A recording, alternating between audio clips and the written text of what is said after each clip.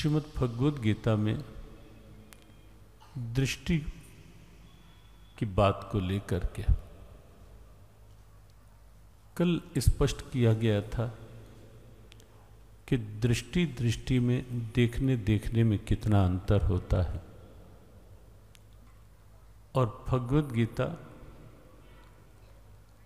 सृष्टि को नहीं, सृष्टि को देखने की और सृष्टि में कैसे रहना है, व्यवहार करने के एक यथार्थ दृष्टि देने वाला शास्त्र है। दृष्टि भेद बहुत रूप में होता है।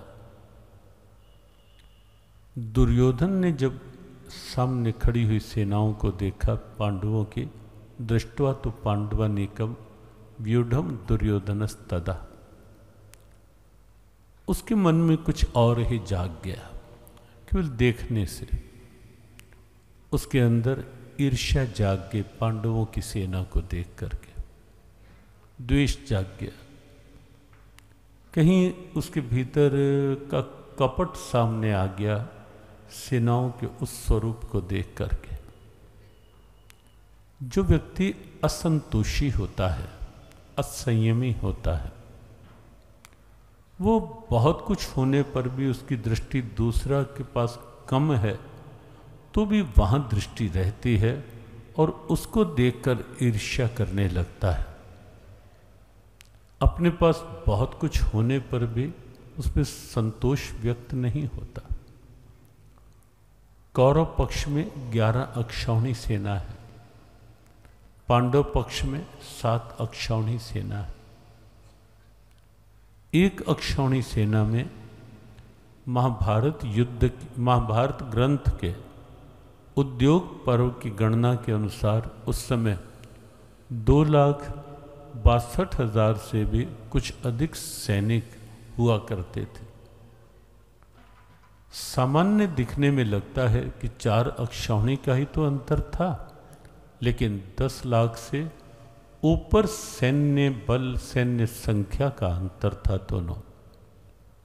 लेकिन तो भी दुर्योधन को लगता है कि जब जाकर के आचार्य द्रोण से कहता है दुर्योधन कि आचार्य, भीष्म के द्वारा रक्षित हमारी सेना अपर्याप्त है, अपर्याप्तम त्विदमेतेषाम बलम भीष्माभिरक्षितम। लेकिन पांडवों की सेना कम है तो भी दुर्योधन कहता है पर्याप्तम त्विदमेतेषाम बलम भीमाभिरक्षितम। भीम के द्वारा रक्षित ये पांडवों की सेना तो बहुत है। तो आप देखें, दूसरे के पास कम है तो भी लग रहा है इसके पास इतना कैसे हो गया, ये इतना कैसे हो गया। और ये केवल आज की बात नहीं है। राजसूय यज्ञ में जाकर के दुर्योधन की जो ईर्ष्या थी, वो ईर्ष्या कई रूपों में स्पष्ट दिखाई दे रही थी। और कई बार ऐसा होता है जिसके लिए हम सबको सजग रहना है, क्योंकि हमें गीता अनुयायी, गीता प्रेमी होने के नाते हमें कभी भी दुर्योधनी सोच को अपने जीवन में हावी नहीं होने देना। हमें केवल ये 5 दिन का सत्संग सुनना यही पर्याप्त नहीं मान लेना। हमें केवल नित्य गीता का पाठ करना, इतने में ही संतुष्ट नहीं करना। यद्यपि गीता पाठ का नियम बनाना ही है, बनना ही चाहिए। हम सब में से कोई भी ऐसा नहीं होना चाहिए जो नियमित गीता का पाठ ना करे, बल्कि हम सभी क्यों, हाँ सबके परिवार, आगे परिवार के साथ हो सके तो हमारे जितने संपर्क हैं वो सोशल मीडिया के हैं या व्यावसायिक हैं, पारिवारिक हैं, सामाजिक हैं, किसी भी प्रकार के संपर्क हैं, हमें अपने उस भाव का, अपनी उस निष्ठा का उपयोग वहाँ तक उस भाव को, गीता जी को और आगे बढ़ाने में करना है, करना ही चाहिए। लेकिन साथ ही साथ ये भी समझना है, ये भी मानना है कि केवल गीता पढ़ लेना यही पर्याप्त नहीं है। गीता जी में जो दुर्योधनी सोच है प्रारंभिक श्लोकों में, हमें उससे सजग भी रहना है कि कहीं ये दुर्योधनी सोच हमारे ऊपर हावी ना हो जाए। और दुर्योधनी सोच में अब कई पक्ष देखेंगे, वहीं राजसूय यज्ञ से लेकर और वहाँ से भी क्यों, प्रारंभ से ही आप देखें, खेल खेल में ही भीम को विष भरे लड्डू विषैली मिठाई खिलाने का एक कुत्सित सा भाव दुर्योधन ने बचपन में ही बना लिया था कि भीम समाप्त हो जाए। वहीं से कहीं ना कहीं ईर्ष्या पाल ली थी, द्वेष ठान लिया था, और ऐसी कि बड़ी घृणित सी सोच जीवन में लगातार चलती चली आ रही थी। और वही सोच अब महाभारत युद्ध से पहले भी, यद्यपि महाभारत का युद्ध भी दुर्योधन की इसी संकीर्ण घृणित अहंपूरित सोच का ही परिणाम है ये महाभारत युद्ध, लेकिन तो भी यहाँ महाभारत युद्ध क्षेत्र में आकर भी अभी भी दुर्योधन की वह सोच जैसी कि तैसी बनी हुई है।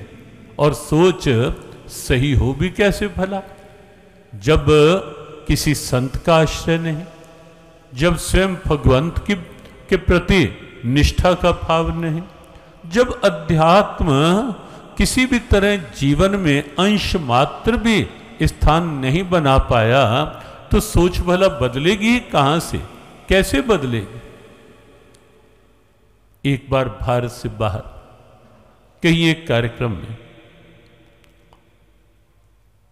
हमने कुछ युवा थे, स्वभाव है जहां युवक होते हैं कुछ उनके क्वेश्चंस इनवाइट करने का, कि प्रश्न, कोई मन में प्रश्न हो किसी के, तो बिल्कुल खुले संवाद हो कि हमारी भारतीय संस्कृति पूरी की पूरी सनातन परंपरा के ग्रंथ पूरी तरह से संवादात्मक शैली में है, आदेशात्मक नहीं। आदेश कहीं और विचारधाराओं में होते होंगे, हैं भी, कि यदि ये नहीं करोगे तो ऐसा कहलाओगे, वैसा कहलाओगे, कई शब्द हैं, लेकिन अपने यहाँ ऐसा कहीं नहीं है। संवाद की शैली, पारस्परिक चर्चा की शैली, वार्तालाप की शैली। तो जब ये कहा गया कि किसी के मन में कोई प्रश्न हो, एक युवक ने खड़े होकर सभा में प्रश्न किया, कहा कि स्वामी जी, भगवान कृष्ण ने अर्जुन को गीता सुनाई, अर्जुन तो पहले से अच्छा था, हाँ कुछ देर के लिए कुछ जैसे सूर्य के आगे कुछ समय के लिए बादल आ जाते हैं, या कभी कुहासा छा जाता है, कोहरा, फिर छट जाता है। अर्जुन के आगे तो कुछ समय के लिए कुछ ऐसे मोह का आच्छादन हो गया था, कुछ ऐसे आवरण आ गए थे, कुछ ऐसे बादल घिर आए थे अर्जुन के ज्ञान के आगे। जैसे गीता भगवती ने भी कहा, अज्ञानेनावृतम ज्ञानम तेन मुह्यन्ति जंतवः। अज्ञानता कभी कभी ज्ञान के ऊपर हावी हो जाती है और जीव कहीं ना कहीं भ्रमित सा होकर रह जाता है। तो अर्जुन के ऊपर भी ऐसा हुआ। तो अर्जुन के स्थान पर यदि दुर्योधन को ही गीता का उपदेश दे देते तो कितना अच्छा रहता, दुर्योधन की बुद्धि ठीक हो जाती, तो शायद महाभारत युद्ध होता ही ना, प्रश्न ठीक बनता था, ठीक लगता था, और सबको लग रहा था ऐसा कि इस युवक ने जो प्रश्न किया है वो प्रश्न तो सही है, कि गीता का उपदेश अर्जुन के स्थान पर दुर्योधन को ही दे दिया जाता। अर्जुन को कहा कि तस्माद् युध्यस्व भारत, हे भरतवंशी अर्जुन, तो युद्ध के लिए तैयार हो जा। लेकिन दुर्योधन को उपदेश दे देते तो शायद युद्ध होता ही ना। हमने कहा बिल्कुल ठीक बात है, होना भी यही चाहिए था। लेकिन आगे दुर्योधन अपनी सोच को कहीं विनम्रता की स्थिति में तो लाता, कहीं कुछ जिज्ञासा तो बनाता, कहीं कोई मन तो बनाता कि मैं कुछ किसी की बात सुनूं, समझूं, सीखूं और कुछ अपने आप को सन्मार्ग पर ले जाने का प्रयास करूं। जिज्ञासा भीतर कुछ तो जगे ना, तभी तो उपदेश भी अपना काम करेगा। और एक बात हमने कई बार कही, बरसात हो रही हो, पिछले 2 दिन अच्छी बरसात हुई, लेकिन प्रभु कृपा ये भी रही कि प्रातःकाल के ध्यान साधना हो या पिछले 2 दिन का सत्संग हो, सत्संग के समय बिल्कुल सब ठीक हो जाता था और सत्संग दोनों दिन और ध्यान साधना का सत्र भी दोनों दिन बिल्कुल ऐसे का ऐसे शांत वातावरण में चलता रहा। ये भगवान की कृपा। लेकिन मान लो बरसात हो रही है, अब पात्र किसी ने उल्टा करके रखा हुआ है, बरसात हो भी रही है, तो उस पात्र में भला कहां लाभ मिल जाएगा उस बरसात का। और कोई सीधा कर भी ले, लेकिन ऊपर ढक्कन लगा हो, बंद हो पात्र, लाभ तो भी नहीं मिलेगा ना। और मान लो खोल भी दे पात्र को, लेकिन अंदर पहले से कचरा भरा हुआ है, खाली नहीं है पात्र, लाभ तब भी नहीं मिलने वाला। आवश्यकता है पात्र सीधा हो, पात्र खुला हो, पात्र खाली हो, लाभ तो ही मिलेगा। और ऐसे ही उपदेश का, ऐसे ही कुछ समझाने का, वो लाभ भी तभी हो पाता है कि जब सुनने वाले का मन रूपी पात्र कुछ तो खुला हो ना। हर टाइम उल्टी सोच, अपनी अहम पूरित सोच, अपनी हठधर्मिता की सोच, मैं ही ठीक, यही सोच केवल मात्र, और फिर अंदर से खालीपन नहीं। जैसा कल संकेत किया था, गीता जी के प्रथम अध्याय के 2 श्लोक से 11वें तक के श्लोक, यद्यपि दुर्योधन उवाच नहीं लिखा हुआ, लेकिन दुर्योधन के अंदर के भाव ही उन श्लोकों में आप देखेंगे। जब वो आचार्य द्रोण के पास जाकर के अपने मन की बात दुर्योधन कह रहा होता है, उन श्लोकों में आप पूरी तरह पाएंगे अर्जुन के अंदर की ईर्ष्या, द्वेष, छल, कपट, राग और अहम, ये सारा कुछ आपको दिखाई देगा दुर्योधन के उन भावों के अंदर भरा हुआ है। उपदेश कैसे हो। और एक बात और आप देखें, पूरा प्रथम अध्याय अर्जुन की एक विकृत मानसिकता के रूप में आपको दिखाई देगा गीता जी का। अर्जुन के मन की समस्या उस अध्याय में दिखाई देगी। अर्जुन का मोह, अर्जुन का शोक, और धीरे धीरे मोह शोक का रूप लेता हुआ, और फिर शोक विषाद की ओर आगे बढ़ता हुआ, और फिर विषाद उस स्थिति में अर्जुन को ले जाता हुआ जहां अर्जुन कहता है न युद्ध से इति गोविंद मुक्त्वा तूष्णीम बभूवः, मैं युद्ध नहीं करने वाला कृष्ण, और गांडीव को उतार कर फेंक देता है। उस अवस्था तक अर्जुन चला जाता है। भगवान चुप रहते हैं।